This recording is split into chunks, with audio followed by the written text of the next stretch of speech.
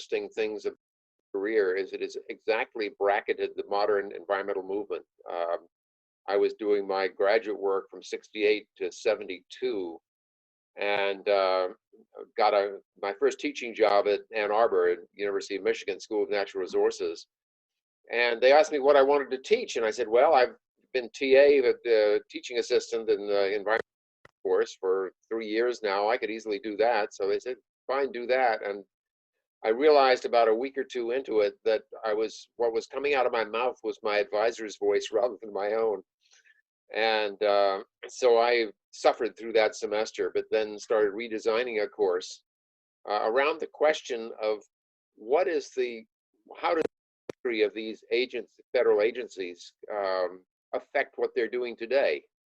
The Corps of Engineers was considered a bad guy by the environmentalists back then, and so my advisor had said, why is it that they think they're doing the right thing? And so that sent me down a deep rabbit hole on learning the whole history of the Corps of Engineers, and then gradually teaching that course over 50 years. I evolved it into a first edition of this book in 1999, and then a second edition in 2006.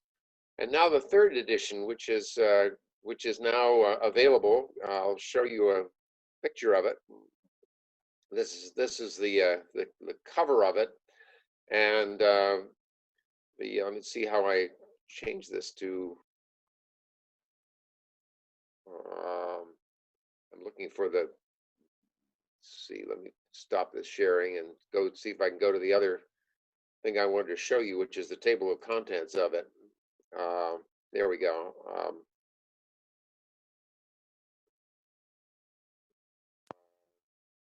Let's see, how do I get back to screen share? There we go.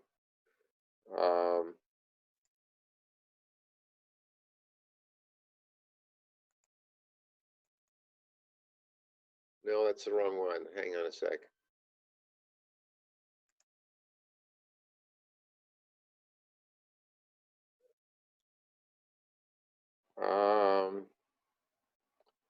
Screen sharing is kind of funny. I thought I could just go there. Can you see that? You see the table of contents or not? We can't see it. Okay. It worked earlier. I wonder what happened. I don't know. Yeah.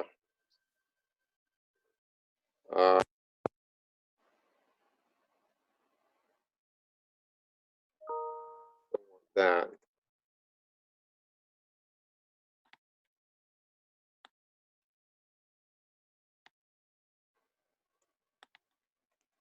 Now I kind of finding a hard time getting back to my screen to see all of you guys.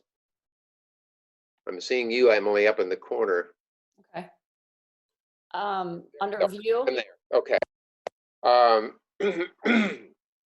So what I was going to try to do is show you the table of contents, because the unique thing about this book is it looks at the modern environmental policy era, which I'm saying starts, for the sake of argument, in 1970 with the National Environmental Policy Act and Earth Day and the birth of the EPA and the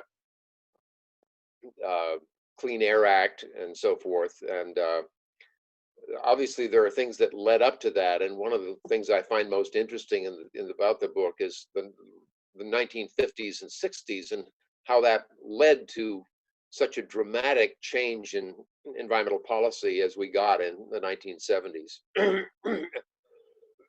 Excuse me. But so the first half of the book is about the whole historical background, from the two basic foundations about environmental policy: who owns the environment, who has what rights to do what to the environment, and how has that changed over the 400 years of American history. And then the constitutional framework determines what government can do about it. So we have chapters on the 19th century land and transport, on commercial development as environmental policy, and then on industrialization and the policies that led to differentiating the resources of the land and minerals and so forth. Then a whole separate history, largely through the 19th century, on public health and urban sanitation.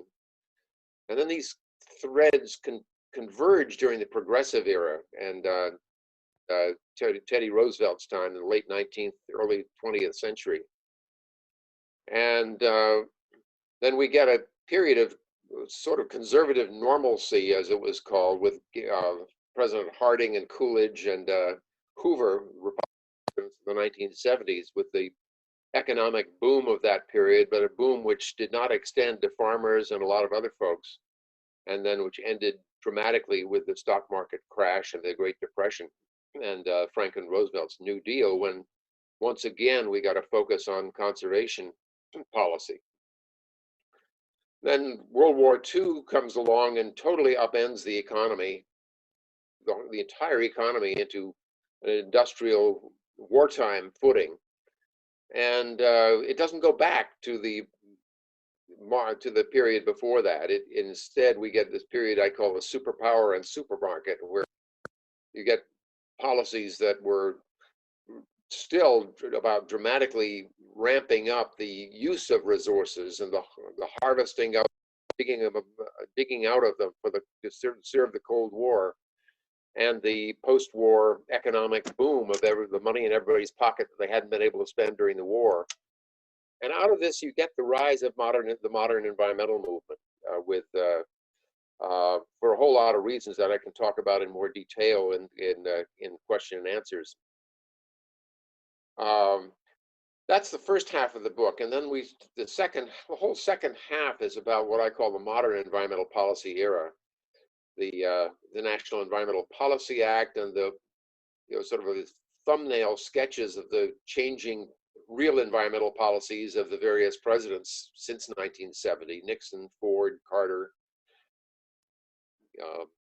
Bush Sr., Clinton, Bush Jr., Obama, and now Trump. But this is the part of the book that has changed. If any of you know the previous version, in this edition, I've really expanded the coverage of the modern environmental policy era into a whole set of new chapters. One on the EPA and it's the whole policy of nationalizing pollution control, which had previously been just a state and local function. The whole history of the public lands and wildlife conservation, which I've subtitled Multiple Use to Ecosystem Management. This covers the Interior Department, the Forest Service, wildlife conservation, NOAA and ocean conservation, and so forth. Then a chapter which I had to sort of patch together on agricultural and urban environmental management, which has really been more of a patchwork. It's got attention, but it's each of those two is actually quite important in itself. Then a new chapter on energy policy and climate change, and then a revised version of the chapter on environmental policy in a global economy. And finally, there's the question of whether we're now in an era of a new environmental policy with the Trump agenda, and then final chapter looking at the present and the future. So that's a sketch of the table of contents of the book and how it has evolved a bit. I feel really excited about the greater detail on the modern environmental policy era that I had not really covered in such detail before. Impossible that in a quick talk like this to talk about all the details, but I'd like to talk briefly about what I think of as four of the major. Where am I now? Here. Something hit something on my computer. I'm back off this thing again. Hang on a sec. I bumped something and I can only see Emily now. There we go. Sorry. Okay, now I'm back. Let me talk about sort of four of the big kinds of puzzles that have interested me about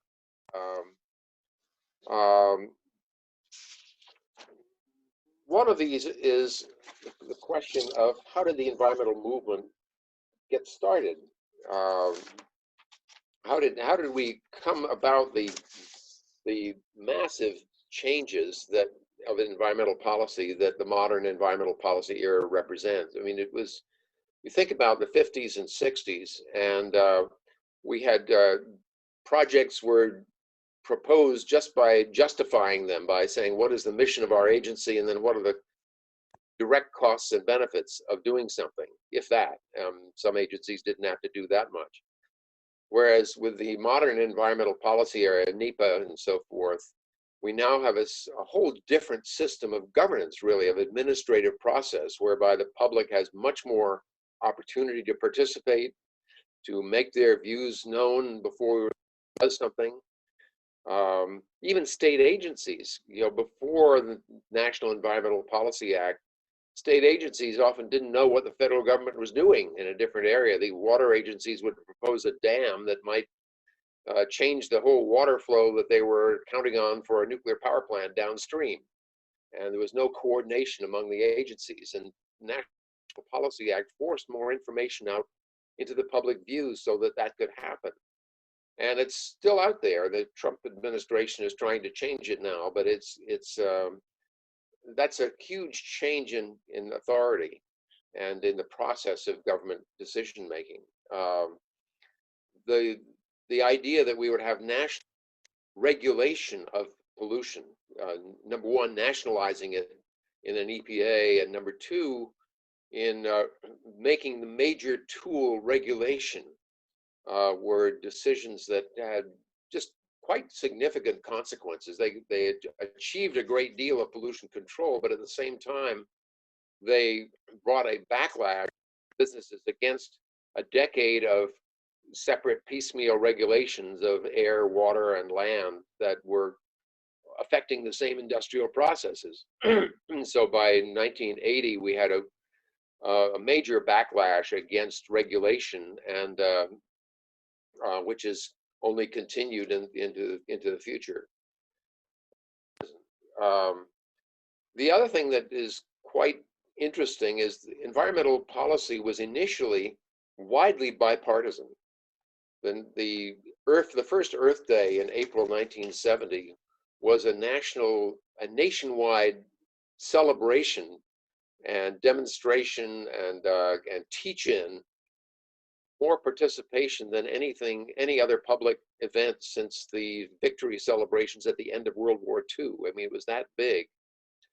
And most of the environmental laws of the 1970s, the great laws that are still in effect with little change, the Clean Air Act, the Clean Water Act, Safe Drinking Water Act, the hazardous and solid waste laws, about a dozen major laws, and including new laws for the public lands, three new major, governing the Forest Service and the Bureau of Land Management. All those laws, with one exception, were signed by Republican presidents and passed by bipartisan majorities, often large bipartisan majorities. And yet now we face a situation that began really in the 80s, where it has become a hostage to a partisan ideological battle. Even Richard Nixon, who had sponsored some of the early environmental laws and so forth, by the time he was facing the 1972 election, he was beginning to ask, what do Republicans get out of this? And Reagan chose to invoke a major to attempt a major reversal of environmental policy, and deregulation, defunding, and delegation to the states. He overshot. He attempted too much and didn't succeed. Fire the top 20 plus people at EPA. I think the only president that's ever had to fire so many of his own appointees, and bring Bill Ruckelshaus back, the first head of EPA, to to restore morale at the EPA. But this change in environmental policy making from bipartisan to a highly partisan battle and gridlock is one of the great, I think, one of the great tragedies of American environmental policy. It didn't have to be that way. Ronald had two transition teams, several transition teams, but the two relevant ones. One was an environmental transition team stocked with respected Republican environmentalists, conservationists, and so forth, who said, regulation has become a battle, but there are lots of other tools available. We can use more market-based tools, cap and or environmental taxes and so forth. We could make a Republican record of market-based, market-driven environmental policies if we wanted to. We could reform environmental policy and put a Republican stamp on it. But they were overridden by a different task force involving David Stockman, who became the Budget Bureau head, and which was beating the drums about how there was a tsunami of regulation that was about to wash through the economy with gale force and sweep away the economy. And so they argued for deregulation, and Reagan chose to go with their recommendations. And as I said, he overshot and had to fire a lot of people, and wound up getting reelected himself, but with a Congress that was much more aggressively environmentally. And so by the end of his administration, he signed actually quite a few very valuable environmental laws and took a more moderate course, but it poisoned the well between the parties for bipartisan reform. And we've only a few times since then been able to achieve real bipartisan reform of environmental policy. The most obvious example being the Clean Air Act amendments of 1990 and cap and trade system for sulfur pollution. And but there are a few bipartisan laws that have come down since, but relatively few. And the Republican Party has chosen to go its own way with the anti-big government, anti-regulation agenda instead of touting its environmental credentials. Maybe the stake in the heart of Republican environmentalism was probably when George H.W. Bush did the Clean Air Act and did some other reasonably good things, but by the 1992 he was beaten by Clinton and Gore, and I think Newt Gingrich and many of the other Republicans decided that the Democrats would always win on the environmental issue because they would be more comfortable with big government solutions. And again, in 2000, when Bush won the election by the help of the Supreme Court, the environmental groups had all gone with Gore, and so he owed them nothing, and chose to renege on his promises of climate change policy and to go with Dick Cheney's energy recommendations and so forth. It was, in short, I think there's a deep tragedy with American modern environmental policy. We've gotten a lot done, but we're stuck in the legal frameworks of the 1970s and have not found it possible to keep reforming, to keep new policies that would be both economically viable and environmentally preferable to build a sustainable economy. So that's one of the big issues that has troubled me, that has saddened me, that environmental policy has sort of gotten hijacked by the big government relation versus small government and business priorities and so forth. The other thing that probably is worth saying a bit about is the Trump administration. Just to put a little bit more meat on the table here for discussion. And what I'll say about that, I mean, most of you, I think, are following the things that the Trump administration has been doing. It started off with really trying to erase as totally as possible the Obama legacy. and to just wipe out by executive orders the things that Obama had done on climate and on even appliance efficiency standards and so many other things. The car deal, which is still the Clean Power Plan, which was his major effort on climate change for stationary sources. And but then it's now taken on a deeper rush to deregulate as much as possible before the possibility that Trump might become a one-term president and would reverse once again everything Trump has done. And I think the thing that troubles me most is one could line up a number of specific regulations, but the deepest things that trouble me are three. One is, of course, the confirmation of a large number of young conservative judges, which we come back to and think about what kind of conservatives they may turn out to be. That's not clear yet. But the other is the attempt to change the basic scientific and economic by which EPA justifies its decisions. There have been, the EPA, declared that anybody with an EPA grant has a conflict of interest automatically and therefore cannot serve on EPA's advisory committees, which immediately cost them the expertise of many of the best academic scientists in the country. They also have attempted to stop what they call secret science, but which is really just the use of the whole body of best science that's available to justify regulations. And and on economics, the attempt to say that only economic effects on U.S. citizens count, that co-benefits, that additional benefits to, if you're trying to regulate climate, for example, you shouldn't count as benefits to that regulation, benefits of stopping ordinary air pollution at the same time.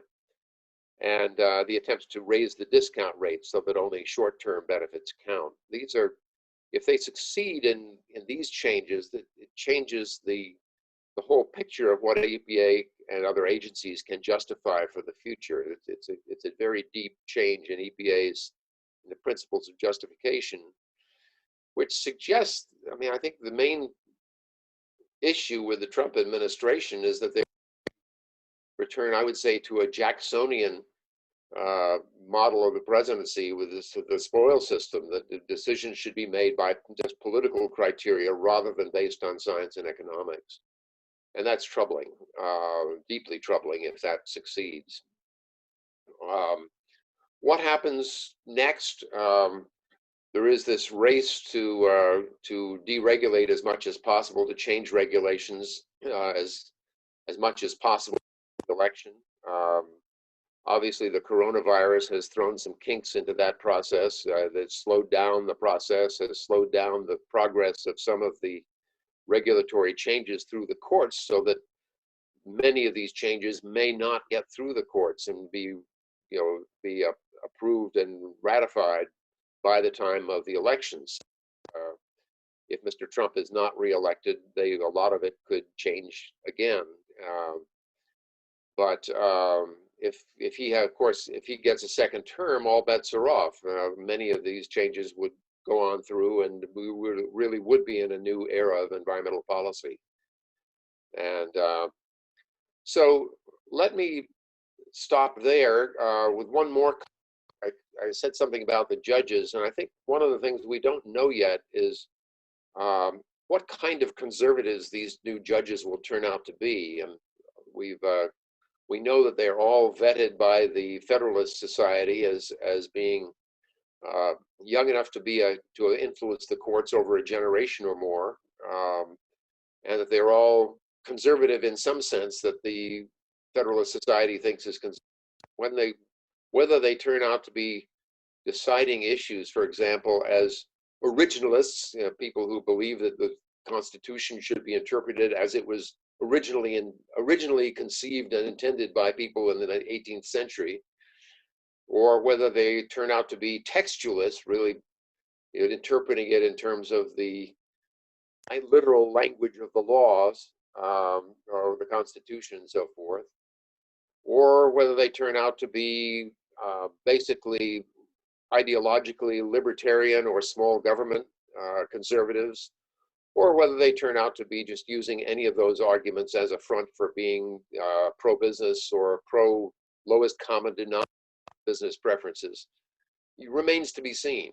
And most of the appeals courts have not been flipped from Democrat to Republican dominance. The ones that were conservative before are still conservative. The ones that were liberal before are still primarily, just a liberal majority, but a narrower one.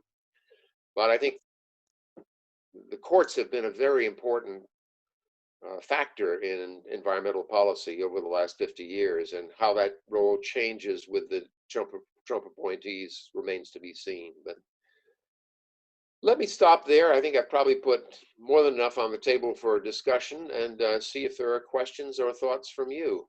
Pete, before we do that, do you want me to go ahead and try to show the table of contents? I think I've got it set up here. I can give it a try if you want to use it still. If you want to show it quickly, sure.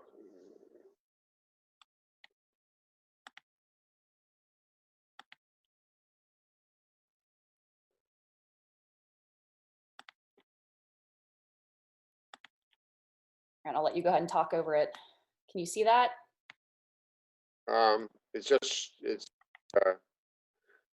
Yes, there you go.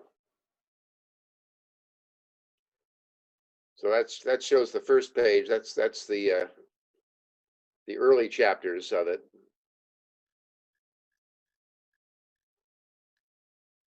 And this shows the new section of it, the modern environmental policy era. Anyway, you can cut it off now, and let's thanks for showing that, Emily. Yeah. Yeah, and then so if you have a question, go ahead and unmute yourself. We'll see how this goes. If it gets to be too many people talking over each other, we'll go to the hand raising. But go ahead, if you have a question, unmute yourself and go ahead and ask it. Could you talk a little bit about how advocacy has worked over the change in policy, especially now? Advocacy by environmental groups and so forth, you mean? Yes. Yeah, well, it's been a terribly important factor, and one of the changes in policy that has enabled that is, as I mentioned briefly, the decisions starting in the 1960s by the courts that broadened the ability of citizens to have standing to bring lawsuits against federal policy as well as against industrial polluters. And this was based on some principles proposed, among others, by Professor Joe Sachs, the great environmental lawyers of the University of Michigan Law School in the late 60s and 70s, who proposed that the public could serve as what he called private attorneys general to challenge not only industrial polluters who were breaking the law, but to challenge government itself, to compel the government to enforce the law, and broadening the standing to sue to say that people could sue based not just on having an economic interest in the outcome or property rights at stake, but being able to sue based upon any legally protected interest, like the environment.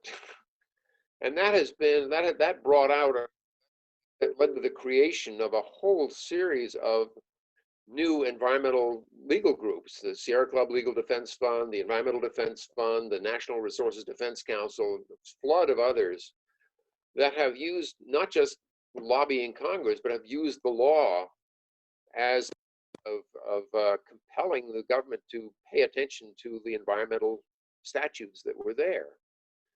So that advocacy has been very important. It has also, of course, been contributed to making the U.S. system more litigious than almost any other system in the world. A lot of it happens in the courts. EPA regulations aren't really real until tested in the courts. So it's a benefit in some ways. It's not the ideal way of making policy because it means that things are subject to ad hoc who has the money and the interest to take it to court.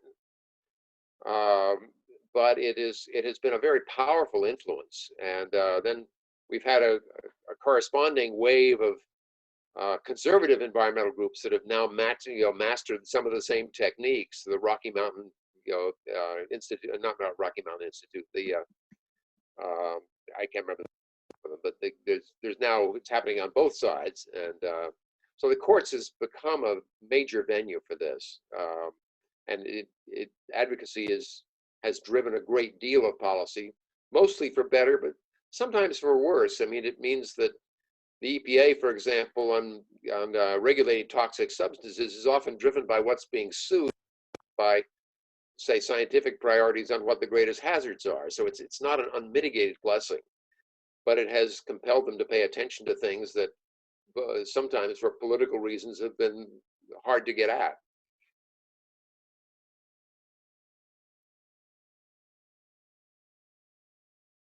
Did you want to speak more, or is any other, or shift to another Yeah, question? actually, I was just going to ask, do you see them advocacy groups now as being sort of a counterweight to the current change in environmental policy Well, direction? absolutely, yeah. I mean, they are, and in previous administrations as well. Yeah.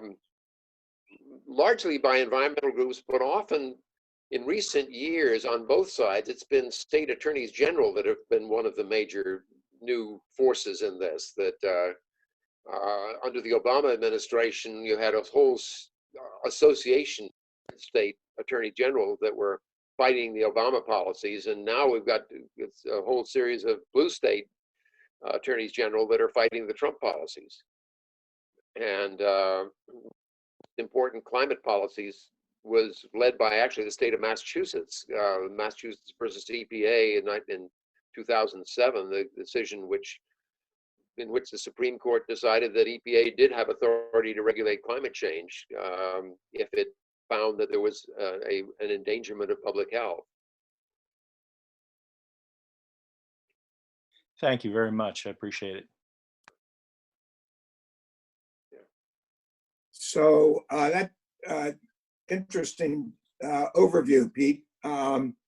So one observation and then a question. The observation is that I think the politicalization of the environmental programs over the last 25, 30 years, I think has really been just one part of a general decline in the ability of the federal government to reach agreement on any policy agenda that tends to have a progressive element. And I guess I wonder whether there aren't larger forces at play, and the environment is just one of many areas that has seen this battle play out. So that's just an observation. The question is, I wonder how much in the book you explore the evolution of the relationship between the states and the federal government in terms of implementing various programs. It strikes me that if you want to call it that, a partnership is in this area is almost unique and often very creative and very effective. I wonder if you touch on that in the book and have thoughts about that question. Yeah, not near. Quick answer is I agree with the observation. First of all, that the environmental policy being held hostage to the party is very much part of a far larger set of agendas and so forth. What saddens me about it is that it seems so unnecessary. That there are a lot of Republican people who support conservation and the environment, but the national picture and the congressional picture has become so steeped in this ideological conflict that it's become hostage to the larger issues. I see a lot of interesting issues on various sides of the partnership. We talk about environmental federalism. And then that's been an important principle ever since the EPA was created. That EPA was, the idea was that the EPA would set minimum national standards. States were still free to set tighter ones if they wanted, and they were also responsible for implementing the federal standards, but often with the variation appropriate to the different states, the different environment states, and so forth. I think when the Trump administration talks about environmental federalism, though, they're really talking out of both sides of their mouths. They're talking about giving responsibility back to the states, but meanwhile, Trump has consistently proposed major cuts in the budgets that support that sort of partnerships. He hasn't succeeded. One of the interesting things is that Congress, the Republican Congresses, have been very much there with Trump about deregulation and attacking regulation, but they have not been there about cutting dramatically. They're not about destroying the agencies, cutting, they have not gone along with Trump's budget cuts at all, hardly.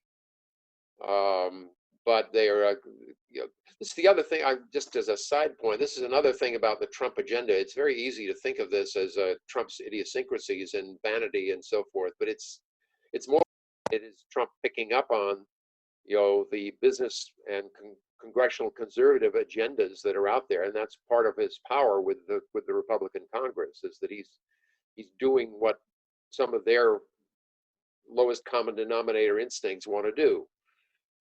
But going back to Bill's comment about the question about the state and so forth, I come to this.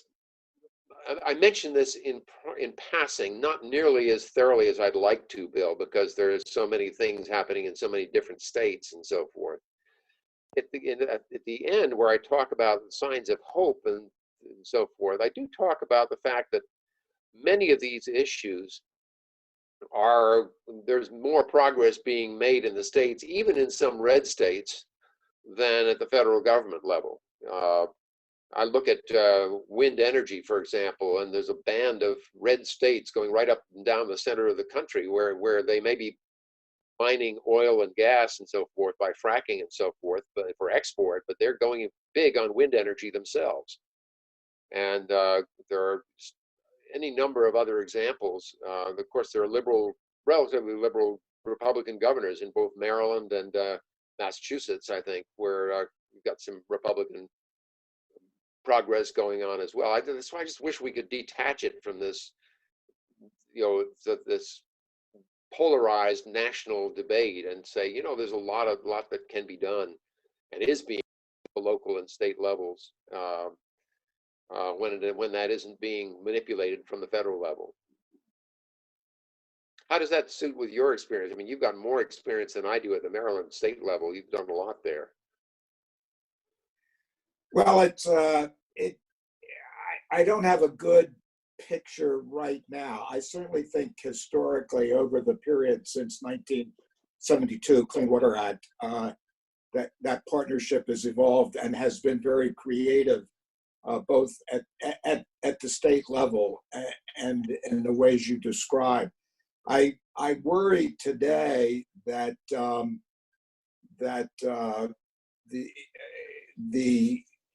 the overarching anti-government attitude that's coming out of Washington does infect much of what the states are able to do, other than some of the largest and most powerful ones like New York State and California. So I don't know that I see much positive on the horizon for the next decade or two, quite frankly, because the current strategies for destruction are so thorough. I mean, I agree with your point about budgets, but when we're done with the coronavirus, the states are going to be broke. Yeah. And this stuff is going to be on the chopping block. Mm-hmm. Yeah, that's a fair point. I worry a lot about the coronavirus impact on the economy, but that one of the interesting things that people have begun to think about, in fact, some of the best clergy on Easter have been talking about, is what is both the opportunity and the dangers of trying to imagine what the economy will look like after coronavirus. How do we not just rebuild the past, which won't happen in any event, but what's the new economy that we will be building? Will it be dominated by a lot of the past issues, industry trying to recreate themselves, or will it be an opportunity to create something new, however difficult that may be? I mean, if you look at what Obama did in 2008, he was rebuilding from a crisis as well, but he really put a thumb on the scale in favor of some of that money into doing proof of concept for wind and solar and so forth. And those, in the last quarter, those industries generated something like 20% of US's power, and coal is now pretty much off the table. And I don't know whether either presidential candidate, certainly not Trump, whether Biden will have the imagination to do that sort of coming out of this crisis or not, remains to be seen.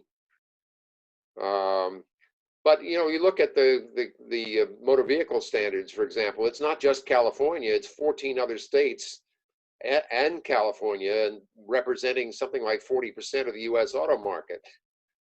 And there are the way a number of the states are basically mobilizing cooperation among themselves, even on the coronavirus, and basically going around the federal government, ignoring Trump. And there's new kinds of relationships happening here that may, I don't know, I do worry a lot that environment's going to be way down the pecking order getting people back to work, but how that happens and who goes back to work doing what is going to be a really interesting period of our history.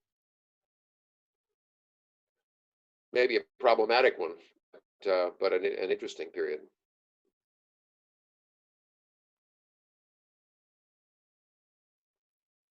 Pete, one of the things that you talked about was the importance of legislation in the 70s and setting this broad sweep of environmental policy. And what we've seen under Obama and now under Trump is Congress no longer legislates, and so much of environmental policy now is done in the executive branch in ways that are kind of half-assed. Like the Clean Power Plan was the best we could have possibly done with executive action, but was not nearly as effective as, say, Waxman-Markey would have been. Right. Do you see this going forward? And is this really kind of is there any chance that anything good is going to come out of this sort of abdication of legislative responsibility? So we do all these kind of torturous fixes using the limited powers of the executive branch, because that seems to be a huge direction of environmental policy that to me seems mostly negative. Both in terms of what we can do, but also in terms of the fact that it can flip-flop every time there's an election. So I was hoping you could comment on where we're going from that perspective. Yeah, it is both those things, but I mean, the big danger is that it is so unstable, so much subject to flip-flopping with different presidents and so forth. And I don't agree that nothing that done that way. I think a lot has been done that way, and for all that Trump has done, there's been a lot that he's been unable to undo at least in a single presidency, a single term. But as I said, I lament the fact that Congress has become so with this partisanship and so forth that is unable to legislate meaningfully, and part of that is also that Congress has kneecapped its own ability to legislate well. It got rid of the Office of Technology Assessment back in the 1990s. Members now are only even under non-coronavirus conditions, in town only for 3 days. They then go home for the weekend to raise money. They don't know each other as well. They don't have the same kind of relationships with each other across party lines that they used to have, and Newt Gingrich in particular and his Congress began to sort of blow up the norms by which Congress got things done. So, others have written about length than I have. Norman Ornstein being a good example, but it's a troubling period. There are a few people trying to work some remedies around that, but the idea that the other party is demonized rather than rather than simply an adversary in a process by way go out and have a drink together is a really troubling development for people who said that democracy is the best form of government. It's really problematic to figure out how that's going to change. Where do we go from here? I think critically important will be to see how the elections shake out. If the Democrats win win back the Senate as well as the House and the presidency, one might see more things. One can hope that they would try to do things that would accommodate different interests and be somewhat more in the direction of government of national unity. I don't want to sound Pollyanna-ish about how extensive that would be, but certainly anything would be an improvement over Mitch McConnell's way of leading the Senate, which is basically to pile up hundreds of bills with no action at all, just to be the keeper on making sure that nothing advocated by the other party happens. I would hope the Democrats would do a better job on seeking solutions that would involve would engage some bipartisan support, but that's a tough hope. Thanks, Pete. I hope you're prophetic as well as Pollyanna. Well, one's got to, I think, coined the term of being a tragic optimist, that you have to act on the hope that you can make things better, but recognize that the world will not always cooperate in doing so. Hey there, Anna. Hi, Katrina, hiding behind your screen here. Hey, Pete, how's it going? I was thinking about actually you publishing this. I remember you were working on it when we met in 2017. But I'm just curious why you decided now was the time. Why not wait, a couple more months, see what happens in November, kind of assess maybe all the damage, what I would call damage, through this presidency, or, why kind of stay here in the middle of it? Well, one of the reasons why I retired was so I could spend 5 years getting it updated. Another reason to do it now would be if, hey, we're on lockdown. If people want something good to read on lockdown, it might prepare them to think about who they want to vote for. But I mean, there's no best time. Like, if I waited until you had the record complete next January, through the Trump presidency, and we have some idea what a second term would be like, or a non-second term if we have a different president, then it wouldn't get published. It would take another year to publish after that, because there's a whole process that you got to stop somewhere. And so I got as far as I could and then tried to get it out as quickly as possible. So I wanted to follow up on that, Pete. I wanted to say thank you for doing this, first of all. And I think that I remember you starting to be, thinking about writing this book when we met in 1993, right? So the first time around. And then as now, trying to teach this material has always been really challenging in terms of not just overwhelming and depressing students. Like you've given some ideas of hope and ways things could be, and then also some discouraging thoughts. And I'm sure as you were writing this particularly challenging last section, you were thinking about how to share this material with students, and specifically how to empower them, encourage them about what they can do to make a positive difference, given the kind of overall historical trajectory. And I wondered, how you thought about that as you were writing this book. Well, one of the things that we've agreed on all 3 editions that I've agreed with Yale about is that I wasn't going to try to water this down or oversimplify it for a first class in environmental policy. I mean, many people who have reviewed this, other teachers of environmental policy, environmental history, and so forth, this isn't the textbook I would use for my first class in environmental policy, although some people are.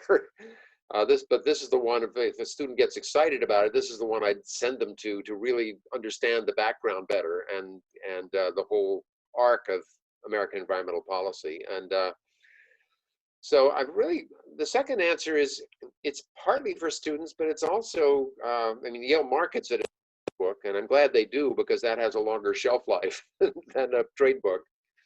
But it's also really, I hope it will reach environmentalists, people working in the environmental agencies, or people working in the environmental field, whether in agencies or in consulting firms or in the private sector or whatever. And American citizens generally interested in, environmental policy and where it's come from and how that's affected it, and where it might go. Although I don't spend as much time as I would like to on all the other tools that are out there and the examples of them. This is where we get back to Bill Eichbaum and what's happening in the states.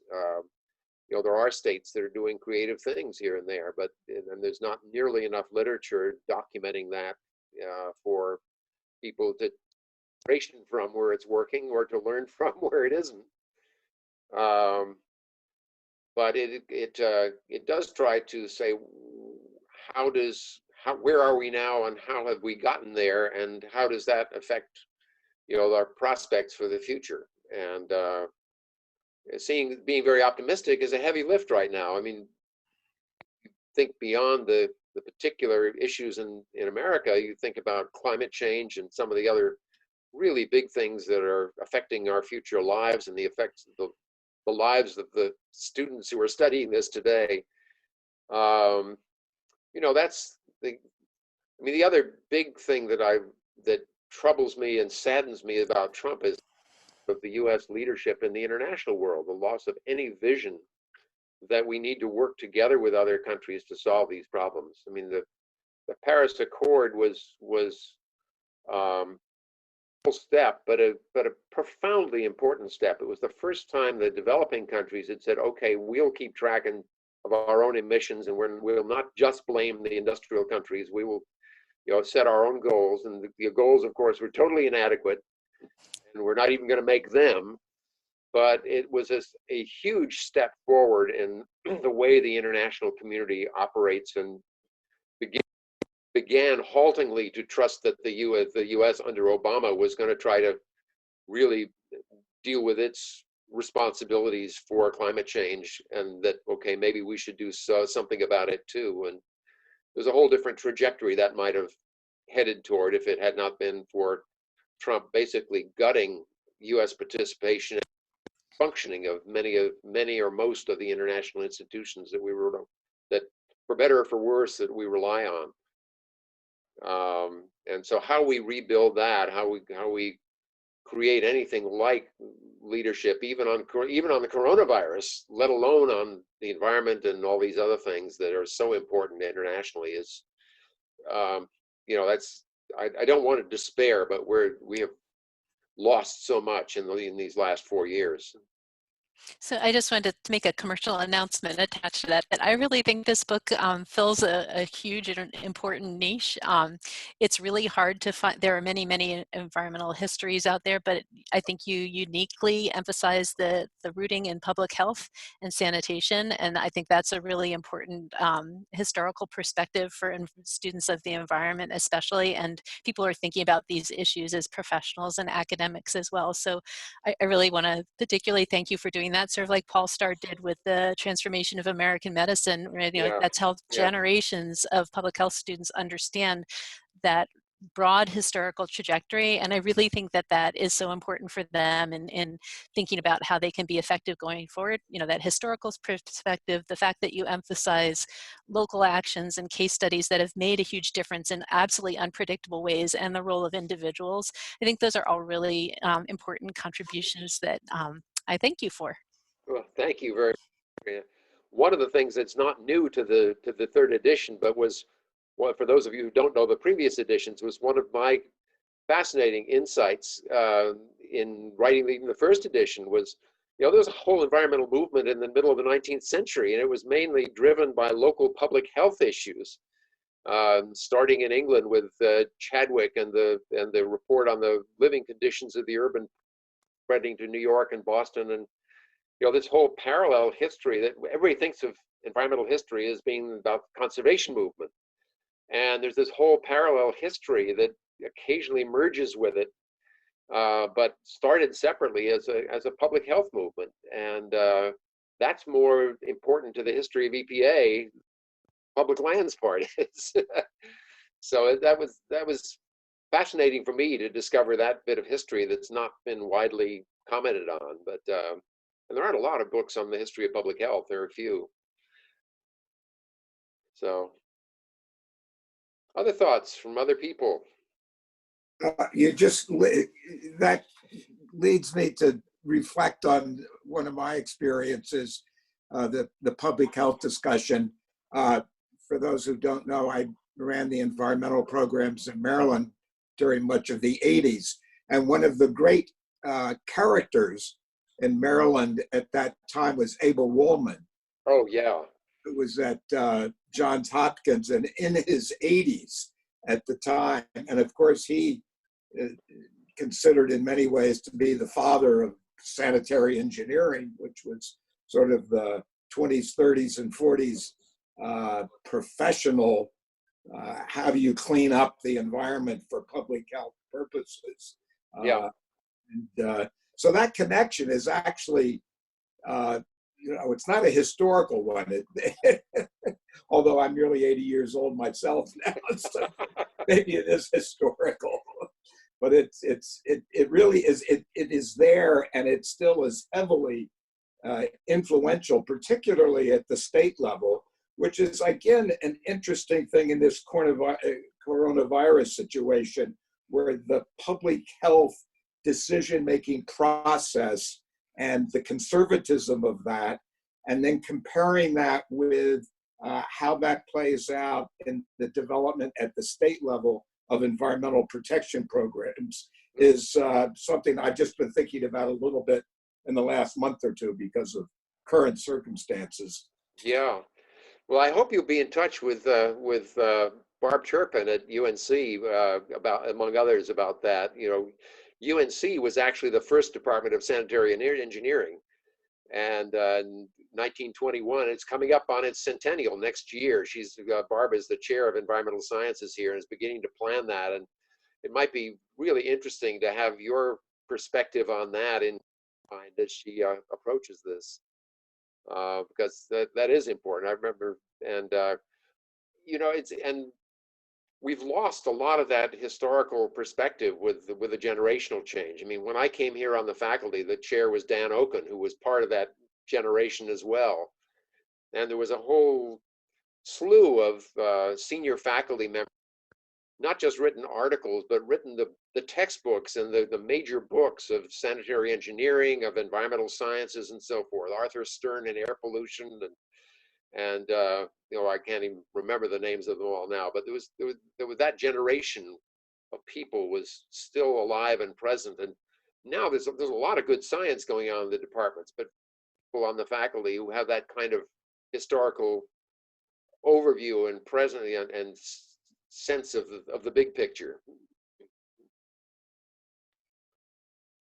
So it's about 10:30. Pete, if you want to take one more question, we can maybe take one more question and then let folks get on their way. It's been a great discussion and the questions have been fantastic. So if someone has one more, please feel free to jump in with it.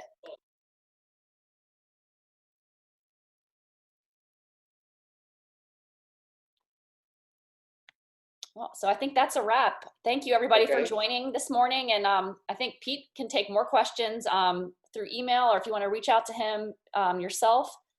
But thank you all for coming, and have a great rest of your day. Well, it's great to see Thanks, you all. Emily. Thanks, Pete. Thank y'all. Great to see Thank you. Be Thanks well. so much for participating. Thank you. Thank you Take so care, much. everybody. Yeah. Thank you, Pete. Thanks, Bill. Thank you, Ron. I'm going to go buy the book. Great. Yeah.